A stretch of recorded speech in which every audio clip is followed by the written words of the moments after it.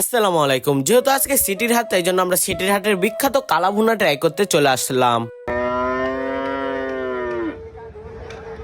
সিটির হাতে আসবো কিন্তু গরুর লাত্তি খাবো না, তাই কি হয়? গরুর লাত্তি খেতে খেতে আমার চোখে পড়ে রাজু হোটেল এন্ড কালাভুনা। তো আমরা রাজু ভাইয়ের হোটেলে আজকে কালাভুনা ট্রাই করব। যেহেতু আমরা সকালে আসছি, তাই জন্য আমরা পুরো বানানো প্রসেসটা দেখতে পারবো এবং আপনাদেরকেও দেখাবো আসলে কালাভুনাটা কিভাবে বানানো হচ্ছে। তো দেখতেই তো পারছেন, তারা একের পর এক মশলা দিতে থাকে। তারা হাটগুলোনে প্রায় 50 থেকে 60 কেজি করে কালাভুনা তৈরি করে থাকে।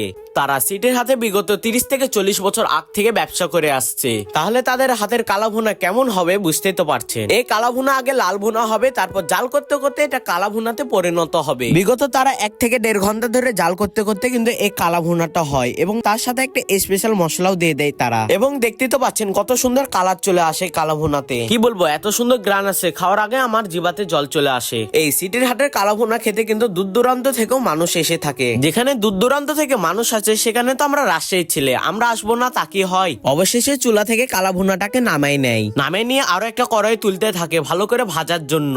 ভাজতে ভাজতে আরো সুন্দর একটা কালার চলে আসে।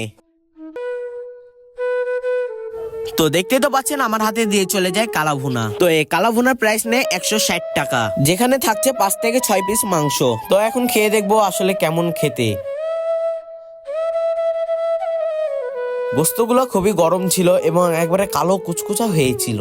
আমি যদি টেস্টের কথা বলি, আমার কাছে খুবই ভালো লেগেছে এবং তার সাথে একটু ঝাল ঝাল এবং মশলাদার ছিল। যারা হানিফ মামা এবং রিপন মামার কালাভুনা খেতে খেতে বোর হয়ে গেছেন, চাইলে আপনারা রাজু ভাইয়ের কালাভুনাটাও ট্রাই করতে পারেন। আর এই গোস্তগুলো অত নরমও ছিল না এবং শক্তও ছিল না, মাঝামাঝি ছিল। এখানে আমাদের আরো 1 পিস মাংস দিয়ে যায়, যা বলে গ্যাটিস।